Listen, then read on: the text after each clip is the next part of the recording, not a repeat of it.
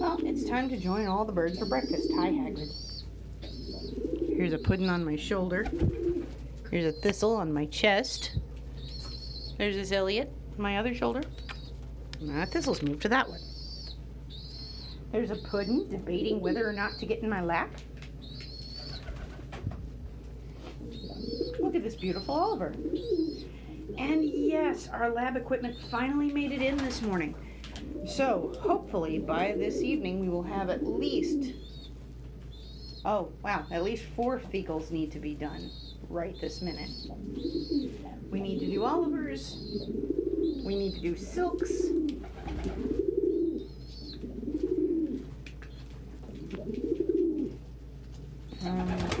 Cherub never got one done because we ran out of slides.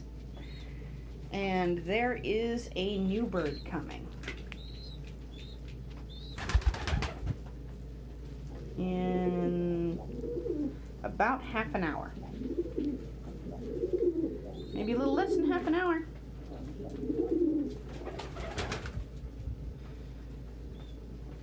The timing may be such that this video is interrupted by their arrival. Hi, Lily! Oh, unfortunately, there is a bird missing today. When I came in to feed everyone, I found Sativa dead on the floor. Indica's smaller brother.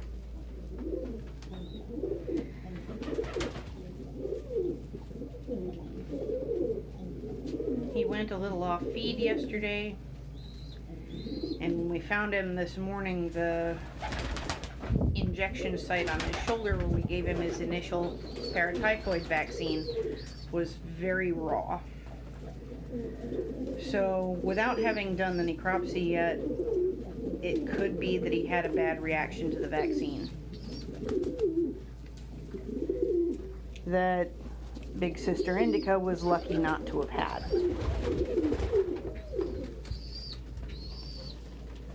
Now, he was hatched when we had the outbreak of worms, so it's possible his growth could have been severely stunted.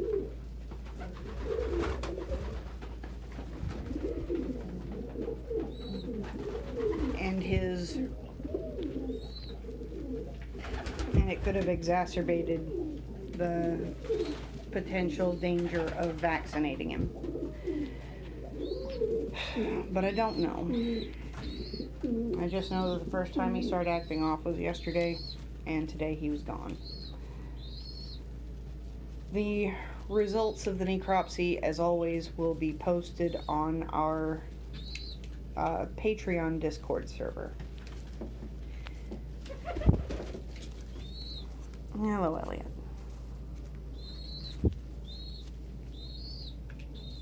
Hello, Elliot.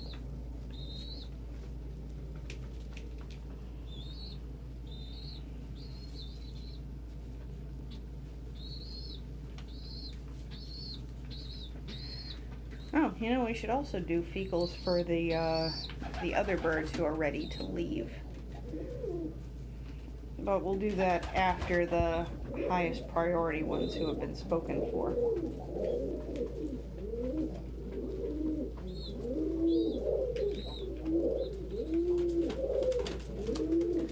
Oh, you gonna come down today? She's getting mighty frustrated about her dad having to come to her to feed her.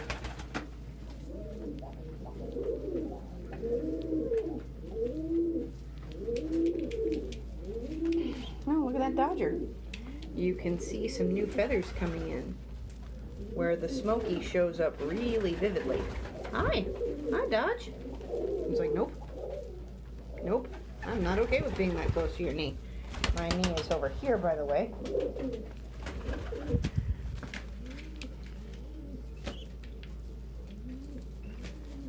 And sitting with them while they eat is one of the ways that I bond with them.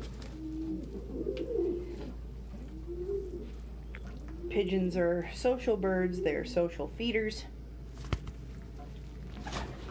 Those are my toes. Don't chew my toes. Need to remember to keep this covered while I'm out here. Oh, my girly.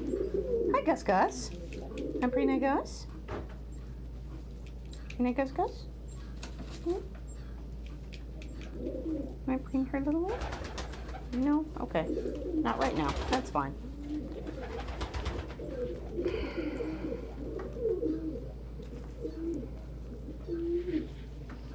Hello, Indica. No, you don't want to be preened either? That's fine.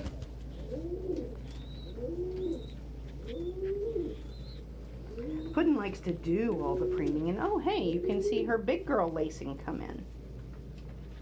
You can also see the moon spots on some but not all of her tail feathers. Those darker ones towards the bottom are the ones that she's molted out first. Oh Gus. Not preen you? Not preen that Gus Gus? Oh. I can preen that Gus Gus now. I'm sorry. Not there then. I can stroke her little throat. And she'll tell me when I can pet her and when I can't. And I have to pay attention to when she says I can pet her, when she says I can't, or she'll leave. Which, you know, well within her rights. If I don't pay attention when she says no, she doesn't have to be in my lap. There's plenty of other places she can be. Thank you, Gus Gus. That was very sweet of you. Good luck with that thistle. Or do you want us to focus on your pretty face again? Preening.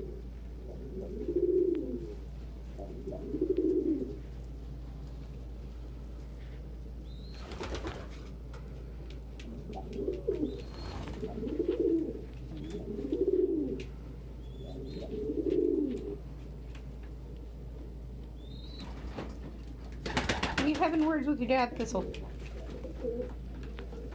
And was that Elliot fooding with food? And Dodger's still back there fooding with food. Look at this luxuriant farthing.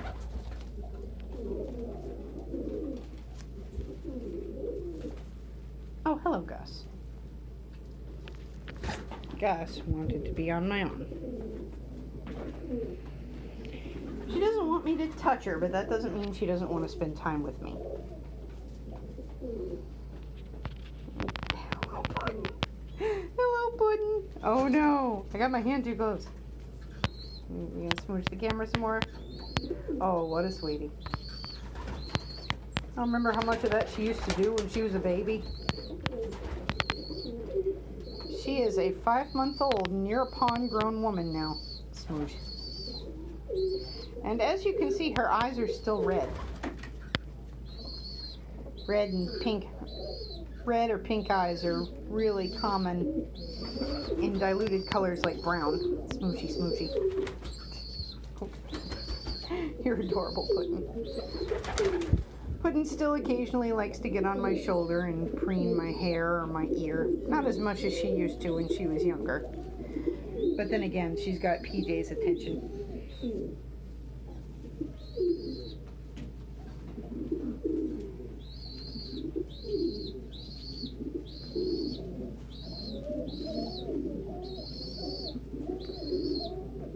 Lily and Cody are having words. Looks like he's inspecting new nest spots because he's probably going to start courting his wife again. There's Emilio yelling for candy in their box. Hi, Alex. I got some decent pictures of Alex earlier. Peep, I know, I hear you peeping.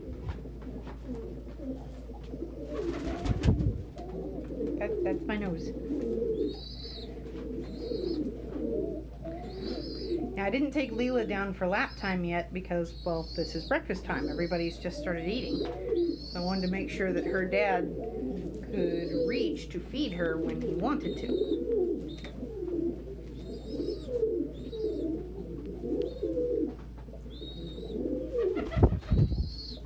There he comes. Maybe he'll get up there now. Nope. He's just gonna come over here and food himself with food. And Vinny's trying to get Ellie back in their box. Yeah, that's my boy. Aw. That's my eyeball pudding. Don't grab that. Hi, PJ. Oh, he's here because she is. I was gonna say, it's been a minute since he wanted lap time, but no, he's here because Puddin' is.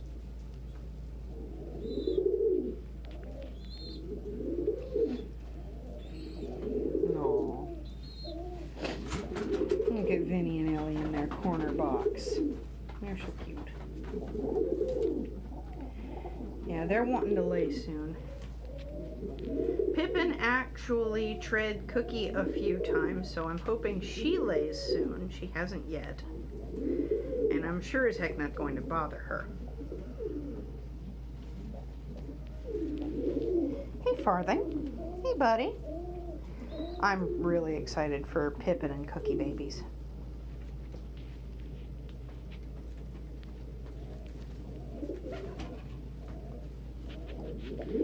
Hi, Sammy. What are you here for? Oh, my lord. Squeaky. Hey, Farthing. Hey, baby boy. Farthing was brave yesterday and got in my lap by himself. Meep. And then his sister decided to be brave and do the same thing. That is my favorite feather. I love that black mark on his tail feather. It's so cool looking. And you can see the bronzing coming through these. Oh, he's so pretty. Hi, Oliver. Oliver is very much a lap boy who will reach out to preen me sometimes. He doesn't particularly like me reaching to touch him. He's very, very boy. He's very boy. He's very cockbird. But he's still my sweet little lap buddy. Oh. Betty just tread Hagrid again. Oh.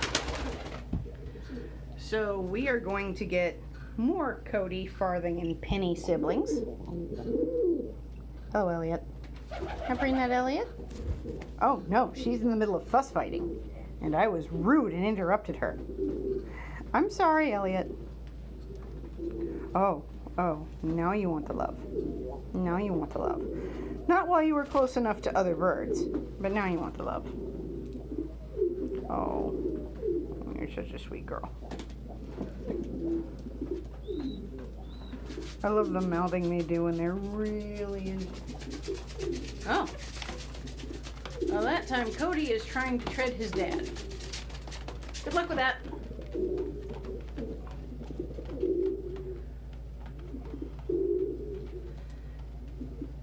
So, Betty permitting that kind of thing is not at all uncommon in pigeons under human care.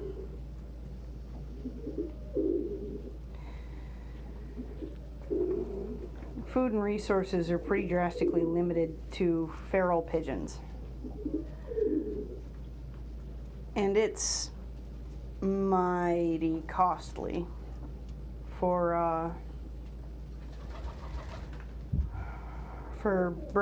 same-sex pairs to pair up, especially for hens. More for hens than anybody else.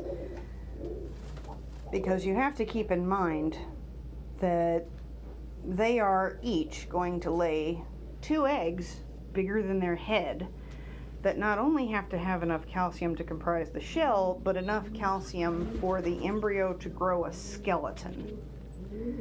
That's a lot of tissue.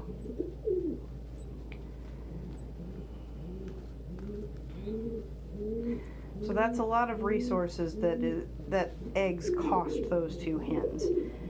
And since hens, if they live together, tend to cycle close to the same time,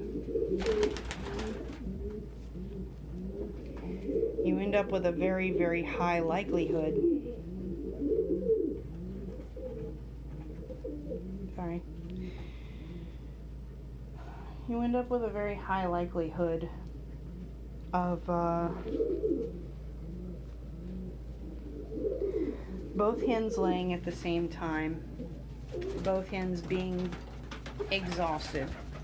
Neither one of them being able to make the resource gathering flight that the cock would normally make just after the hen has laid.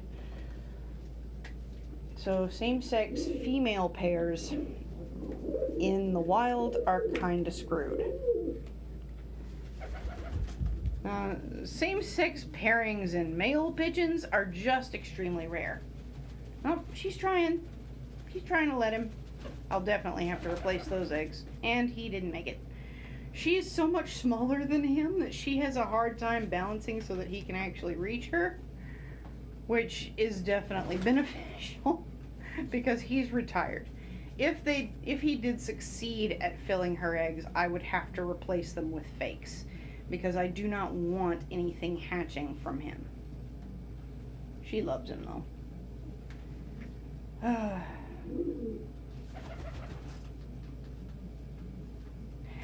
But I need her in the program so she can't retire with him. Smoochy, smoochy, smoochy.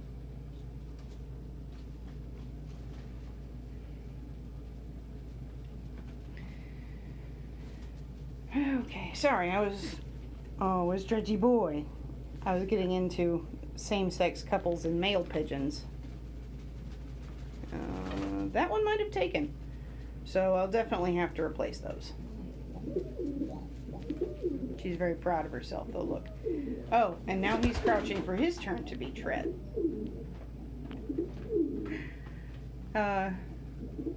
Bisexual pigeons are a lot more common than homosexual pigeons.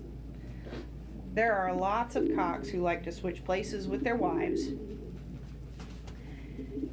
and will ask other cocks to tread them. You don't usually see them pair up with a cock. They always pair up with a wife. Because two cocks, generally speaking, just don't get along in that capacity. Pigeons bond mostly out of enjoyment of each other's company.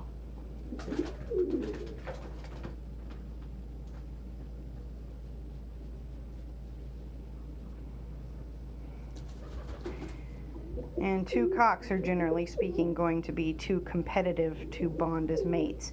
Because even if they were so inclined, they would each constantly be trying to prove to the other that, no, I'm the one strong enough and mean enough to protect you. So, whereas the cock would only have to prove this to a hen once or twice, at least once a warm weather season.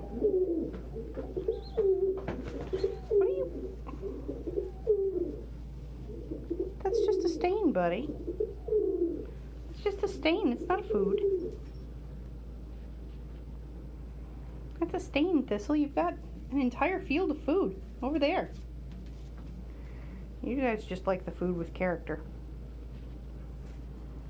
You're so funny about that. You're so funny about that.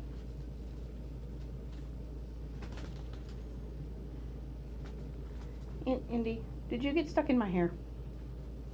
I braided it for a reason.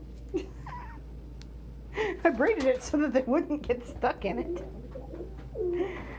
Hi, Thistle. Are you going to preen every stain on my work shirt? That's adorable and kind of hilarious. That's how you keep getting stuck. Keep itching your little face in my hair. You silly thing. I love all of you, you ridiculous little creatures. Well, we are.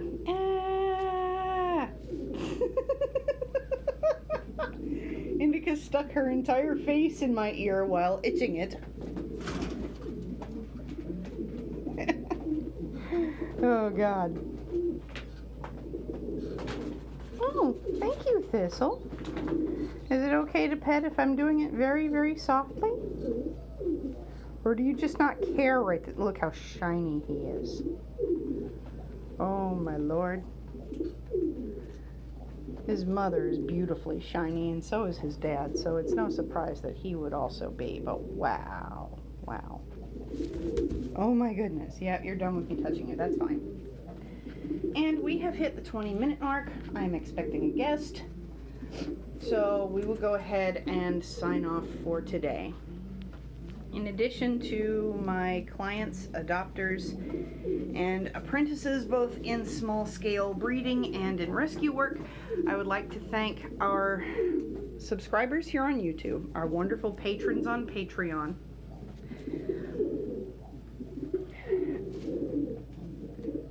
the friends of our business page on Facebook, and our followers on Tumblr, Instagram, and Twitter for your contributions, both financial and intellectual. Please check with either our Tumblr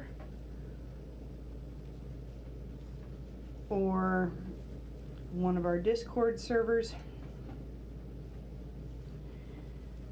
for updates on what's found in Sativa's necropsy.